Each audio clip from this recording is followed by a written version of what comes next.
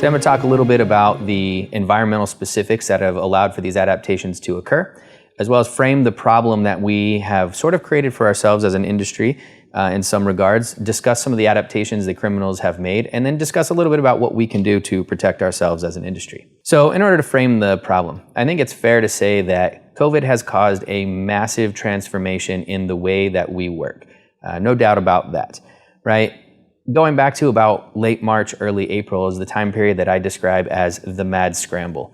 It's literally 0 hour for this, everybody's in the office to nobody can be in the office, and it has to happen right now. One thing that I will point out, though, that you don't hear discussed terribly too frequently is the fact that, in my opinion, COVID did not change the technology roadmap of anyone, of the industry. You see this remote working trend having become more and more prevalent over the last several years. However, what COVID did was it really catalyzed it. And it probably took, say, 5+ years of digital transformation and condensed it into, 6 weeks or 3 months, 4 months tops. So that is really where the problems start and end for us. Okay, so this rush for remote access, what actually happened here is most industries, most employers had never even contemplated what would happen if tomorrow we needed to get all of our employees to work from home, right? How long would that take? What are the steps we would do? What are the technological proof of concepts we would do? What types of different technology would we consider deploying in our environment in order to facilitate a work from home?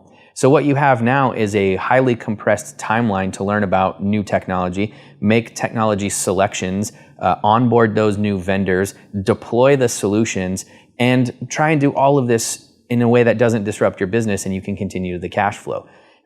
Suffice it to say, that's hard, right? The Gallup organization actually had determined that 61% of the US workforce has transitioned to work from home since April.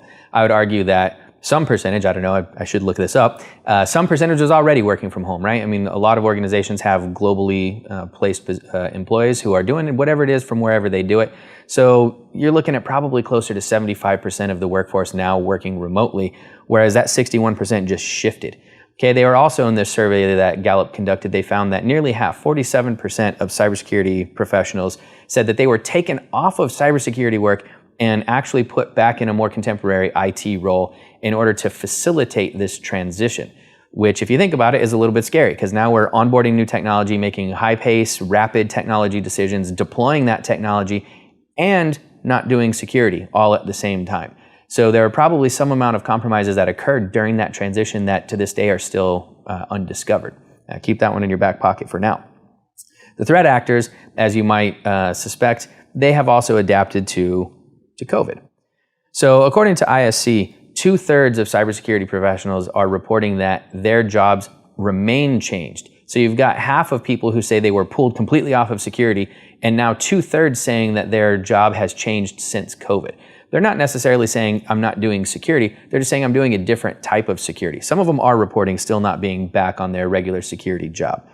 Okay, 25% of those same individuals reported that there's been a marked increase in cyber attacks, with many of those organizations reporting up to double. So twice as many cyber attacks coming in during this transformational period with less than half of the resources on it. So you can start to see right up front where these problems come. Okay, so the type of actors utilizing COVID. This is where I like to talk about the threat actors. The title of this slide says, the same bad guys doing the same bad things. Because fundamentally, that's what the bad guys do. I think we've all heard the expression, never let a good catastrophe go to waste, and that's exactly what the adversaries have done here. If you go back historically and look at what we call campaigns, so in the sophisticated threat actor world, when the bad guys are taking advantage of some media-based event, we might call that a campaign. They launch a campaign around a presidential election, or in this particular case, COVID. The entire adversarial landscape has pivoted, and we started to see these pivots as far back as late February, right? Early March, we're starting to see pivots. Fundamentally, my hypothesis here is that the bad guys are more creative than the good guys. Why is this? Are they smarter than us? Probably not. But when the bad guys got their bad guy version of the CISSP, unlike us, they did not have to sign a contract that said, I will behave ethically and I will use my powers for good. They're doing quite the opposite. So these guys they have any means available to them to extract money from us, which is what they do for a living. And it's a huge multi-billion-dollar industry every single year, which drives creativity. There's a lot of innovation. The bad guys are running a business. There's absolutely no doubt about it. So what I'm trying to get at here is we shouldn't be surprised to see adversaries pivoting to leverage COVID to make tons of COVID-based spear phishing material, which you can imagine there's tons of fake websites out there. Every contemporary attack, they're the same. Same bad guys doing the same bad things. It's just now it's COVID flavored, right? What we also see, again, relatively unsurprisingly, is that the advanced persistent threat actor groups are also doing this. So every major country that you would suspect, so we're talking China, Russia, everyone, right? All the bad guys, even at the highest levels, are leveraging COVID. And why wouldn't they? It's dominating the news. But more importantly, what we should really be thinking about is what has changed from our perspective. What outside the basic fundamentals of cybersecurity, the tenets of cybersecurity, should we be looking for because of COVID? What has actually changed? And that's the key paradigm that I want to touch on here. If you'll remember earlier, I said that we deployed in a hurry, right? We got up and we got this technology out there. And then I said it's the same bad guys doing the same bad things. So if the technology already existed and the bad guys already existed and the threat vectors already existed, what's different? It's the deployment model.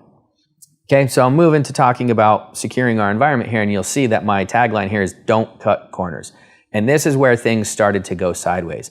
So we have back in March and April what I described as the mad scramble. That is when the problems started. Okay, and just like in contemporary software development, it costs a few pennies to fix a bug that you catch when it's still just code. That same bug that goes all the way through the life cycle and gets released and becomes a patch can cost millions of dollars. That exact same paradigm is true here when we're deploying infrastructure. So to those of you who are still rolling out infrastructure or looking at making your temporary infrastructure deployments more permanent, I would beg you to please not cut corners. And before you decide to finalize on technology selection, make sure that you can deploy it robustly with all of the security measures in place that we need. And this is focusing on the basics here. Okay, if you deploy technology with a vulnerability in it, it's going to cost a lot more money and be a lot more difficult to fix after it's already productionized. Your entire remote workforce is now working remotely, leveraging that technology with that vulnerability.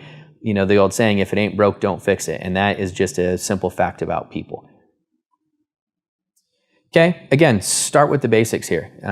You know, what I'm discussing on this slide is that people prefer the path of least resistance. That is just a fundamental truth about people. And so as we are selecting technology, we are going to be biased toward technology that's easier to use, technology that's easier to deploy. When we're deploying that technology, we're going to be biased toward deploying it in as close to an out-of-the-box configuration as humanly possible. And a lot of the time, these software packages come with a lot of capability that we may not need, but we don't take the time to evaluate or disable any of that capability. Therefore, it's turned on, not in use. It's potential unwanted attack surface. Okay, again, analyze how the technologies we're selecting are going to work together. What's happening to our multi-factor authentication? What's happening with our cloud access? How are these things going to work together in a paradigm that we can actually monitor and pay attention for these attacks that we're going to see? Second to that, remember that, you know, the bad guys are people too. We prefer the path of least resistance because we're people. The bad guys are people too. Generally, bad guys will start with attacking the people. We're going to start with a phishing email because hacking is hard, believe it or not. You know, this isn't the movies where it's just really easy to, you know, tap, tap, tap. Oh, I'm at the firewall. Tap, tap, tap. I own everything. It doesn't really work like that. It's pretty difficult to find vulnerabilities, craft exploits for them, deploy those exploits, do all of that stuff. It's so much easier to write an email, COVID-themed email in this particular case, deploy it across your user base, which I found on Facebook, LinkedIn, wherever, and have somebody click. So fundamentals, you know, don't let your guard down on basic phishing attacks, on the really basic attacks, because the bad guys are going to try those first. And in fact, most of the kind of what I would call nuisance-based attacks, this is up to and including ransomware, which I know ransomware can in some cases be truly catastrophic, but it generally comes in through just unpatched software, phishing attacks, really simple attack vectors that we know how to deal with. So just because we're in this giant hurry of getting everybody working from home, getting everybody doing the new thing, let's not forget that the thing really remains unchanged. It's how we're doing it that's different. And we need to focus on the fundamentals, basic blocking and tackling here. Okay, the next paradigm I have on here is people, process, and technology. You hear those words all the time. The way I think we should think about those is have a process to reduce the burden on your people by using technology. Okay, that's the whole goal here, is to, anytime you're adopting a technology, ask yourself what we're getting out of it. Am I going to free up human capital to do other things? Remember those 2/3 of cybersecurity professionals who aren't doing cybersecurity right now? Let's deploy some technology to get those people looking for the bad guys again, because the bad guys haven't stopped. Okay, the last thing I want to mention, I'm not going to steal everybody else's thunder. There's quite a lot of great presentations during the Security Summit, but BlackBerry can help. Earlier I mentioned that COVID did not change the technology roadmap for the industry as a whole.